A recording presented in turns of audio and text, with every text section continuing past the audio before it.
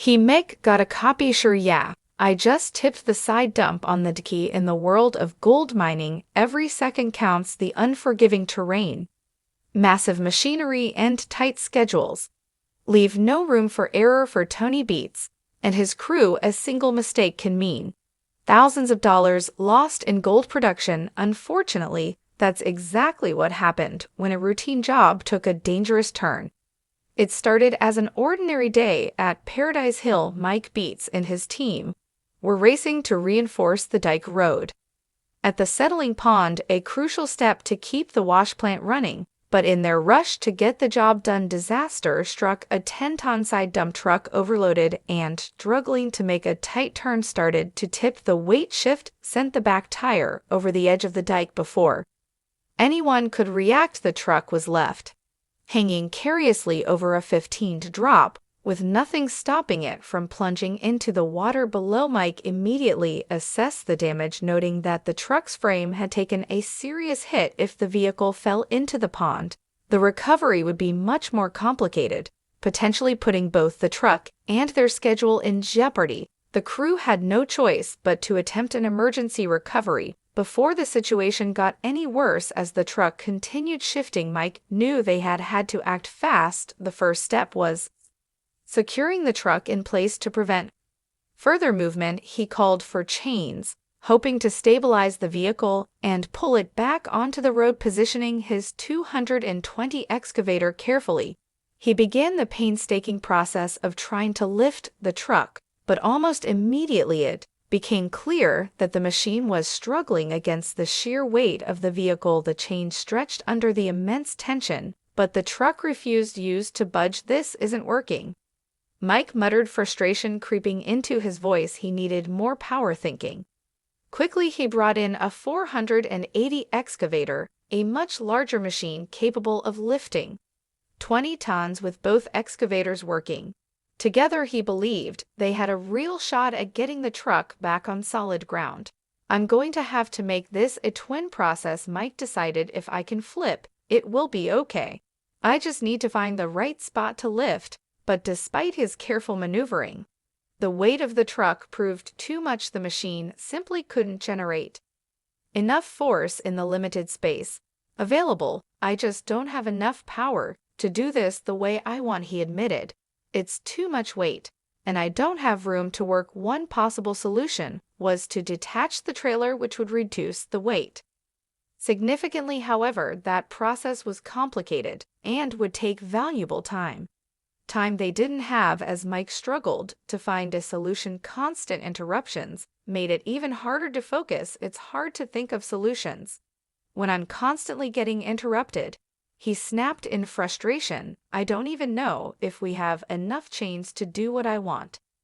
Eventually, he had to accept the reality of the situation. There was no quick fix, with no way to safely recover the truck, and immediately work came to a grinding halt. For Tony Beets, the delay was a serious blow. His only operational wash plant had already been shut down to focus on rebuilding the dike road. Now, with the truck accident adding to the chaos, no gold was being slid at all. By the time Tony arrived on the scene, he was already frustrated with the lost production time. Surveying the damage, he wasn't impressed with Mike's initial efforts. "Clueless, absolutely clueless," he muttered. Mike had managed to remove the trailer from the pit to prevent further damage. But the main problem, the truck itself, remained. When Mike suggested pulling the entire truck out in one go, Tony immediately dismissed the idea. "You'll never do that," he said flatly. "That is stupid." Instead, Tony insisted on a more controlled approach, separating the truck from the trailer and recovering them individually. The first step was to remove the metal pin connecting the two, which required precise execution. With his team in position, Mike carefully maneuvered the excavators while the crew worked to detach the pin. The tension in the air was palpable. "You good?" Mike asked one of the crew members. "Yeah, we got it," came the reply.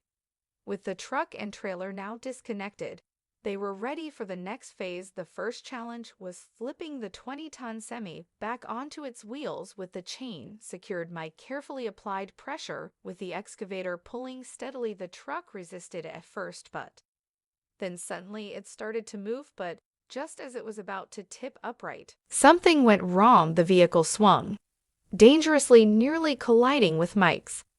"Excavator, hold on!" shouted. "I don't like that, bring her back." Mike quickly adjusted his bucket for extra leverage, narrowly avoiding disaster that was cutting it a little close. He muttered under his breath. Tony, however, remained unfazed. "I knew exactly where it was going to land," he said with confidence. With the truck now safely upright, it was time to tackle the trailer. This process went more smoothly, and before long both pieces of equipment were back on solid ground, back to business after nearly 2 days of delays. The truck was finally operational again, but the job wasn't finished yet. Mike and his team still needed to raise the culvert and complete the dike to ensure the settling ponds were ready for sling. Despite the frustration, there was a silver lining. Miraculously, the truck and trailer had sustained no major damage, and all the necessary equipment was still intact. No major damage, no broken equipment, just a couple of loads of gravel and some time lost. Mike reflected. End of the day, we're back in business with the pumps running again, in gold production resuming. The operation was back on track, but the lesson was clear. In the unforgiving world of mining, even the smallest mistakes can lead to massive consequences. For Tony Beets and his crew, the incident was a reminder that there's no room for error when millions of dollars in gold are on the line. Now, with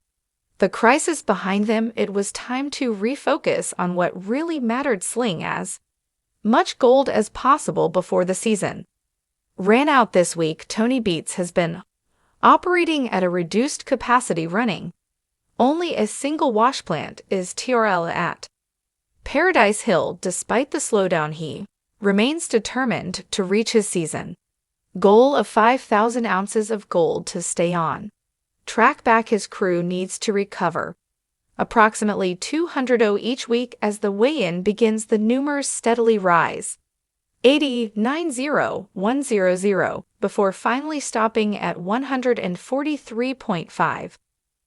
The haul is worth over $350,000, but it falls short of the target. Though the result is disappointing, Tony knows every ounce counts. While acknowledging that a higher yield would have been ideal, he accepts the reality of the situation. Any gold recovered is still a step forward, and the revenue is essential to keep the operation running.